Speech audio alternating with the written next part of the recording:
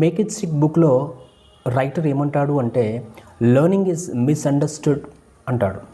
అంటే లెర్నింగ్ అనేదాన్ని మనము తప్పుగా, అంటే మనలో చాలామంది తప్పుగా అర్థం చేసుకున్నామని ఆయన ఉద్దేశం. అది నిజమే. ఎందుకంటే మనలో చాలామంది లెర్నింగ్ చాలా కష్టంగా ఉన్నప్పుడు మనం దాన్ని వదిలిపెట్టేసేస్తాం. ఇది నాకు కష్టంగా ఉంది, ఇది రావడం లేదు అని. కానీ వాస్తవానికి లెర్నింగ్ చాలా కాంప్లెక్స్గా ఉన్నప్పుడు మన బ్రెయిన్ చాలా హార్డ్గా ప్రయత్నిస్తుంది అని అర్థం. అప్పుడే అలా ఉన్నప్పుడే మన బ్రెయిన్ దాన్ని కష్టంగా ఎఫర్ట్ఫుల్గా రిసీవ్ చేసుకొని గుర్తుపెట్టుకుంటుంది. కానీ దురదృష్టవశాత్తు మనము అది కష్టంగా ఉందని దాన్ని మధ్యలోనే వదిలేస్తాం. అందుకోసమే ఈ విషయాన్ని మనం నేర్చుకునే పిల్లలకు, పేరెంట్స్గా మనం నేర్చుకునే పిల్లలకు ఈ విషయం చెప్పాలి.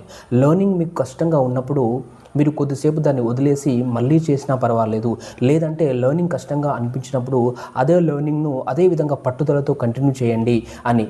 ఈ పాజిటివ్ థింకింగ్, ఇది పాజిటివ్ థింకింగ్ మాత్రమే కాదు, లెర్నింగ్ సైన్స్. లెర్నింగ్ అంటే ఇదే విధంగా ఉంటుంది.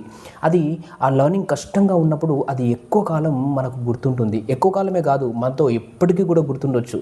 అందుకోసమే ఇది ఒక పాయింట్ ప్రతి పిల్లాడికి, ప్రతి పేరెంట్కు తెలిసి ఉండాలి. తెలిసి ఉంటే వాళ్ళు లెర్నింగ్ చూసేటువంటి దృష్టి కోణం, అంటే పర్స్పెక్టివ్ అనేది వాళ్ళకు మారుతుంది.